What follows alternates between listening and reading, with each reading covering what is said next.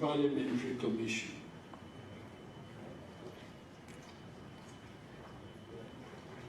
Right Honourable Speaker of Parliament, Chairman.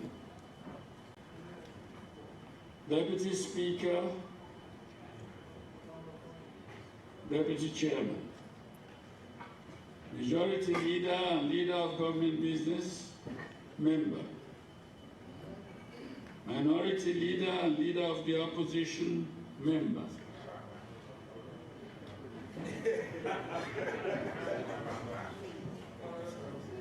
Chief Whip, Governing Party, Member. Whip, Opposition Party, Member. President of the Female Caucus, Member.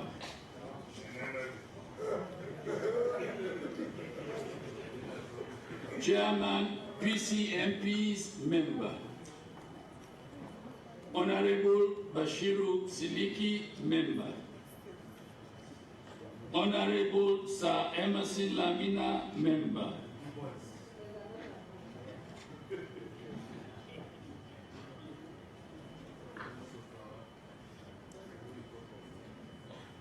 Honorable Sir Emerson Lamina, Member.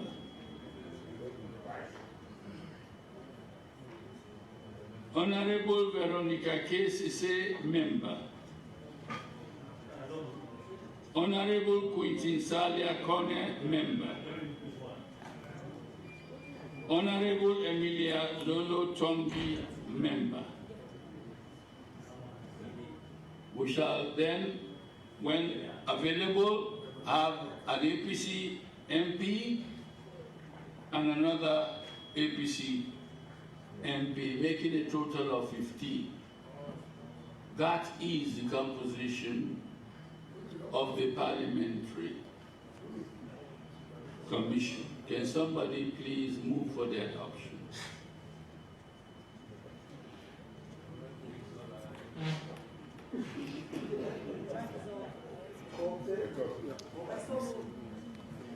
Any seconder?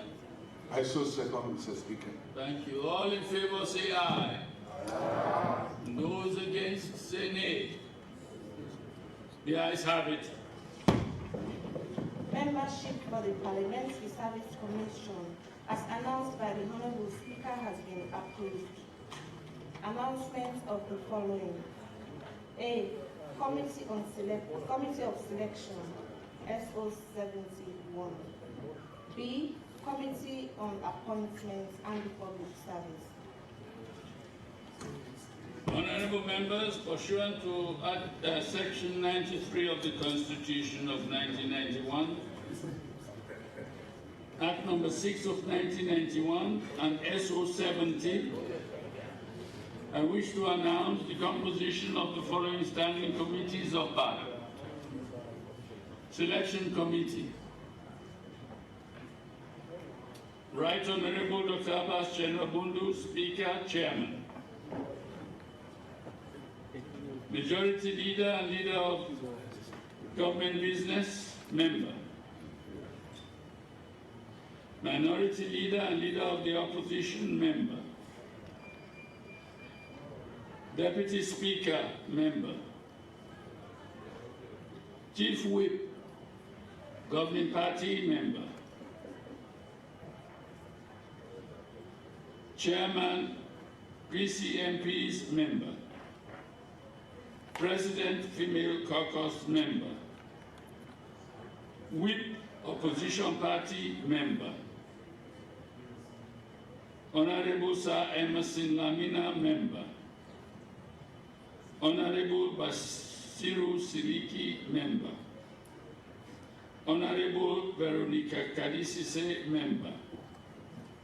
Honorable Mohammed Bangura, Member. The Clerk of Parliament shall act as Secretary to the committee.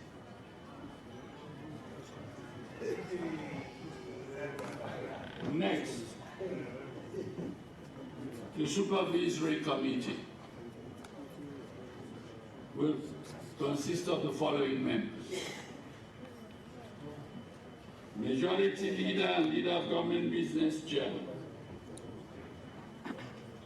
Minority Leader and Leader of the Opposition Member, Deputy Speaker, Chief Whip, Governing Party, Whip, Opposition Party, Chairman, PCMPs, President, Female Caucus, Honorable Mohamed Bangura, all members, and Clerk of Parliament shall act as Secretary. Next, the Business Committee.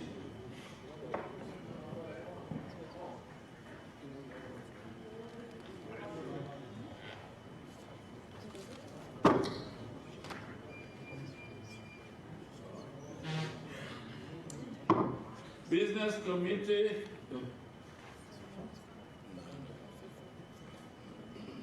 Honorable Matthew Yuma, Chairman. Honorable Bashiru Siliki, Member. Honorable Sir Emerson Lamina, Member. Honorable Nene Levy, Member. Honorable Ibrahim Tawakonte, Member. Honorable PC by Shebora Bere, the third member. And then we have 3 places for the APC to occupy, APC members of Parliament.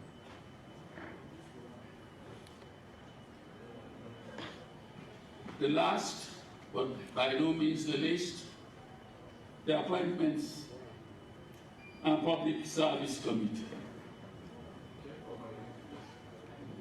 Honorable Matthew Ma, Chairman. Honorable Bashiru Siliki, Member.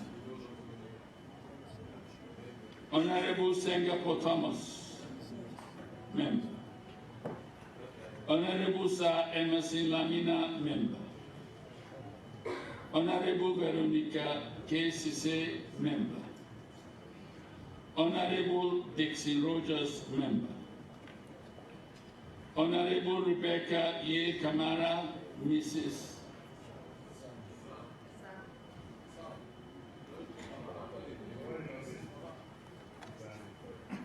The married name will be inserted later.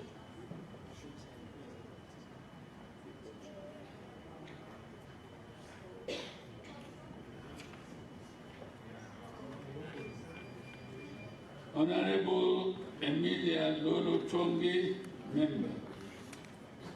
Honorable Ibrahim Tawakonte, Member. Honorable PC Fure Bondo, Member. Honorable Francis Amara Chaisamba, Member. Honorable Mohamed Bangura, Member. And we have 5 other places to be filled by the APC as members.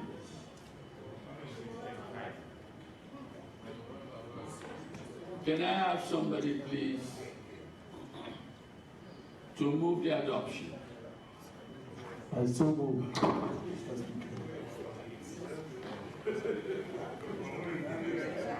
In the absence of the chair, the deputy chair, who is the deputy leader of government business, will act as chair. Yes, sir. It's not in the normal practice. The leader of government business. The leader of government business, yes. Yes, she's the chairman and the deputy leaders. Yeah. That's what I've just said. Okay. Because I don't want to. That's just I have just said. Okay. Okay. Can somebody please move? I so move, Mr. Speaker. Any second? I also second, Mr. Speaker. All in favor of the motion, say aye. Aye.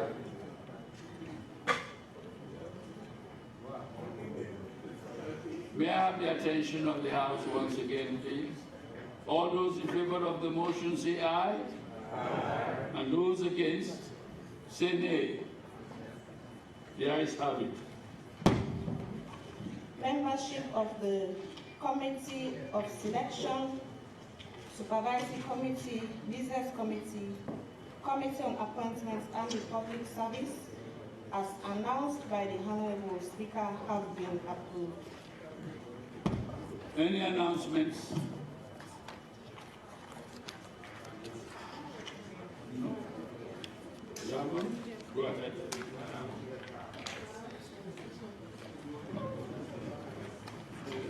Honorable members are kindly encouraged to complete their registration.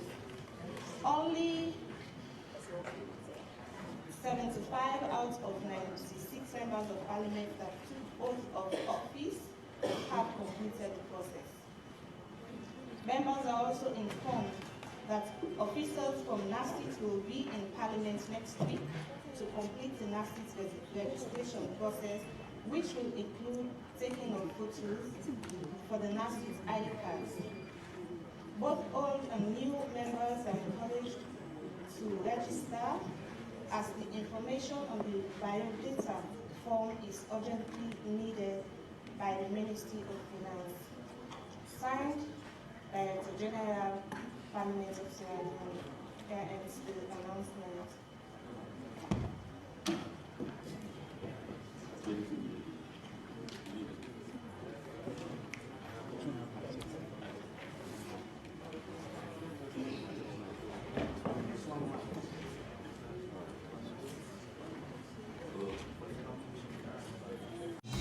AYV is your home of credible, factual and balanced news coverage. We pride ourselves. Support your protection, because these men, they want to muzzle us, but we are not going to agree. We have come to work, we have come to talk, and we have come to do the needful. That Sierra Leone will grow under the leadership of His Excellency, the retired Brigadier Julius Madabio. I know by our prayers in our churches and in our mosques, and even here the prayer that we say, we help our president to bring Salone to the biggest part of this country. Thank you.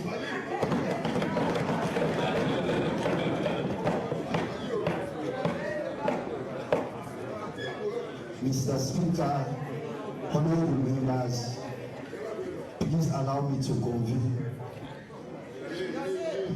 felicitations from the people of the Western Rural Area. Honorable Amara Momokago is my name. Having heard a lot about you with regards different spheres of life, in academia, your oratory skills, administrative skills, one would wonder your sense of humility. As a result of the exigencies of time,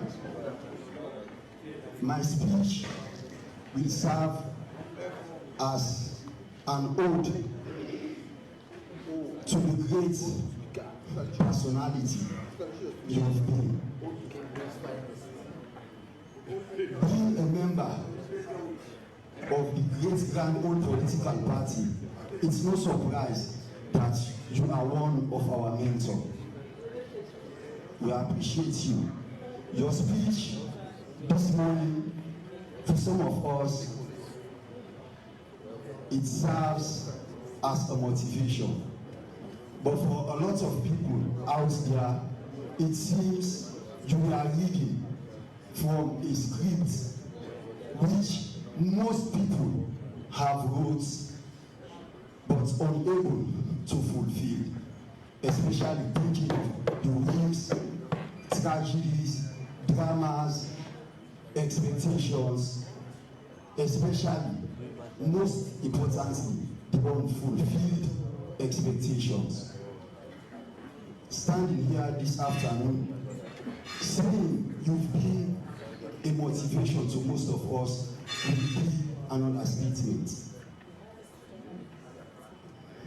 Having got the opportunity to get a portion from your CV is a privilege, and I feel fulfilled.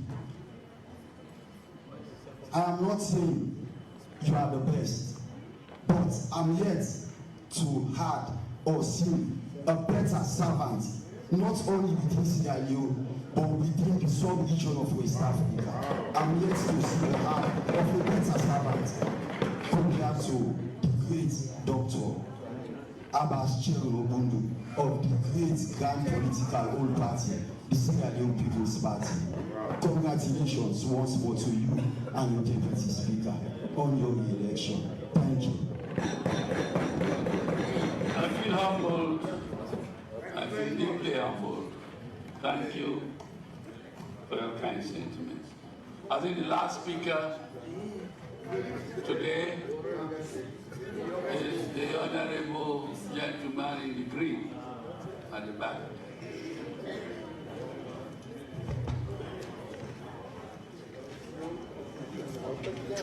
Edward.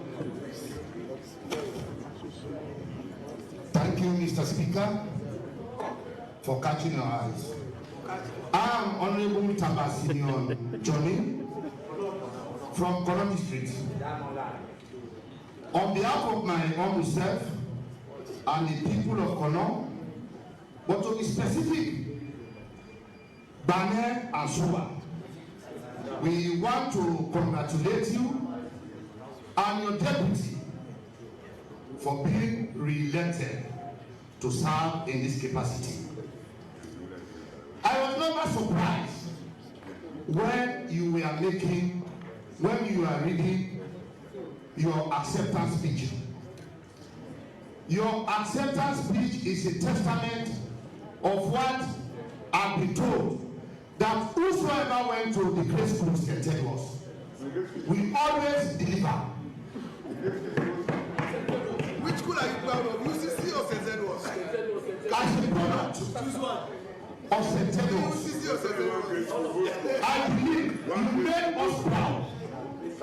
And I want to use this opportunity to tell this out that from the 6th to the 11th speaker, who happens to be the honorable speaker now, are all products of the great St. Edwards Secondary School. Its predecessor, SBB Dumbuya, is the product of St. Edwards. Wow. So that was the reason why in the last parliament, some of the most difficult MPs from the other side happens to be my colleagues. Whenever they are preparing, they used to tell me, but I pacify their anger by saying, if you know who is Dr. Abbas Cherno-Bundu, you will not even attempt what you have intended. Because the man is a vintage beyond fortune, beyond imagination. Wow. A man who has presided over a turbulent election between Miti Obote in Uganda then. This is a man who has seen the head of a lion. He cannot be intimidated by the presence of a big dog.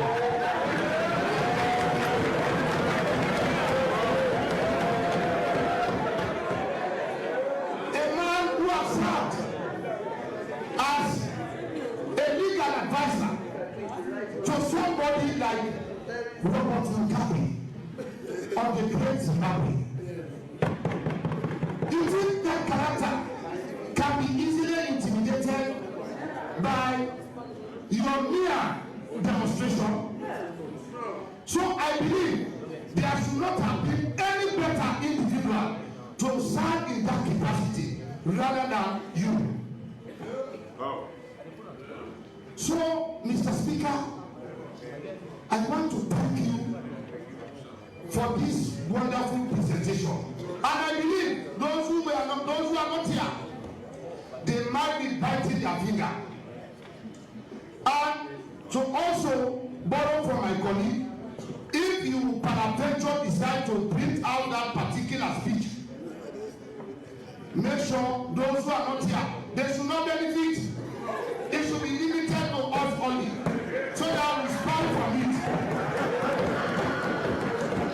Once more, as I said, I want to thank you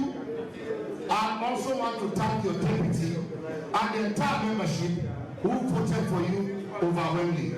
God bless us all. I thank the honorable member for his kind words of felicitation. Honorable members, this brings us to the end of item 5, felicitations to the Speaker and Deputy Speaker. And I, quite honestly, I'm so deeply humbled by all of you for your very kind words and sentiments.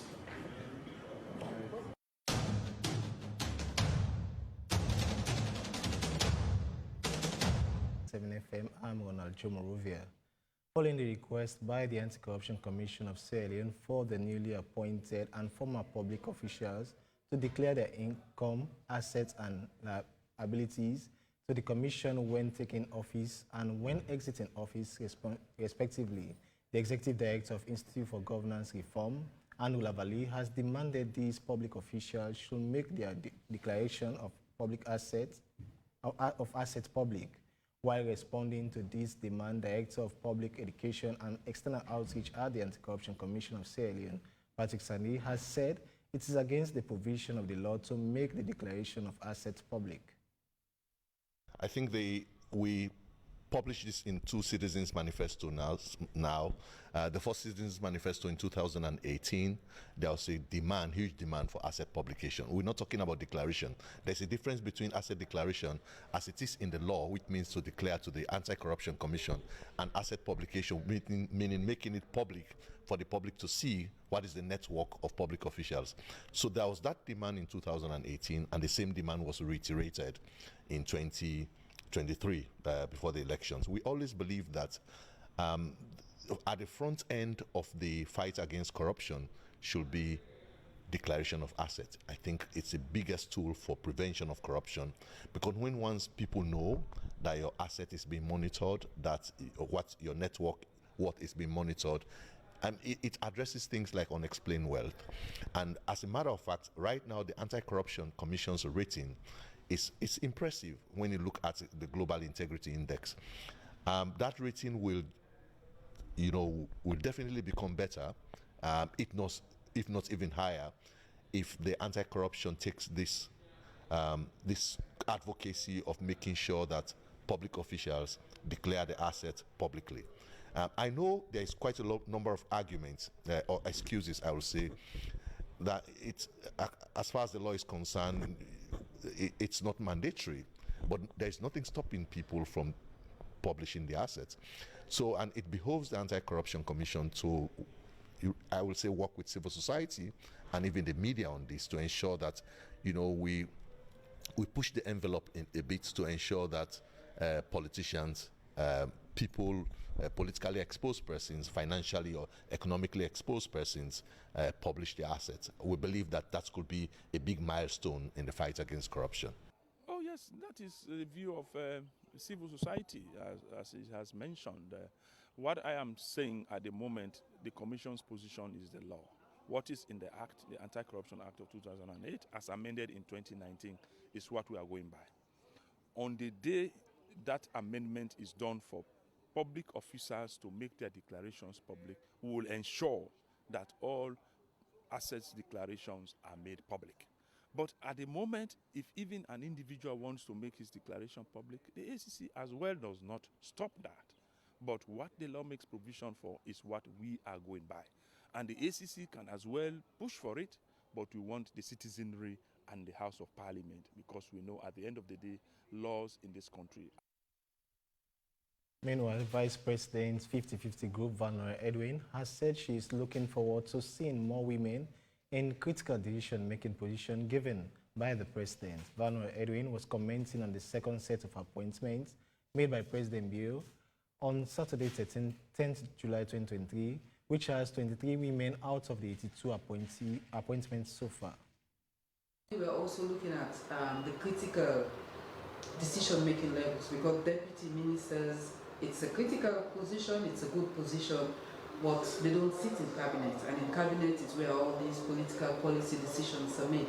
I'd like to see more. So if we have a cabinet of about 30 or 31 as it stands, at least 15, which is like half, can be women sitting as cabinet ministers. We want to believe that based on his policy statements, he's committed to ensure that there is the minimum 30% representation of women in the appointments. So far, it's not been too bad in terms of representation. Of course, we are saying minimum 30%, not necessarily 30%.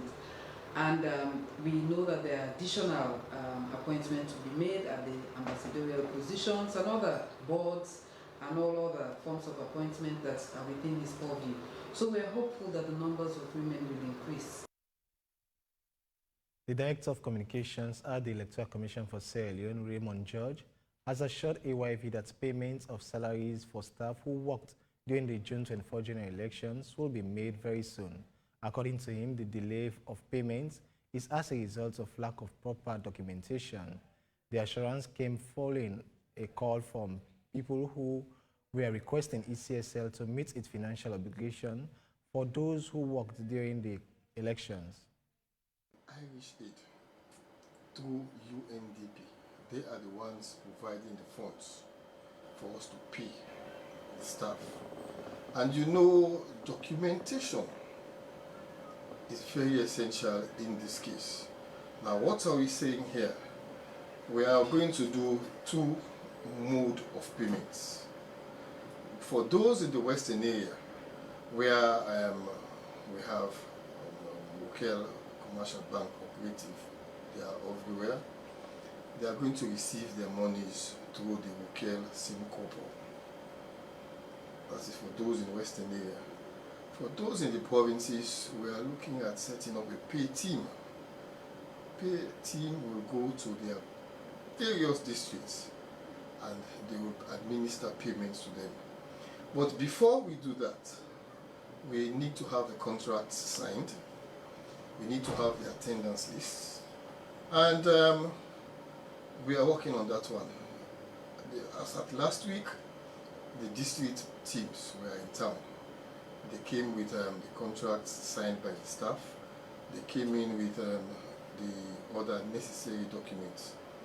And the finance team of the commission is working assiduously around the clock to ensure that payment is effected very, very soon.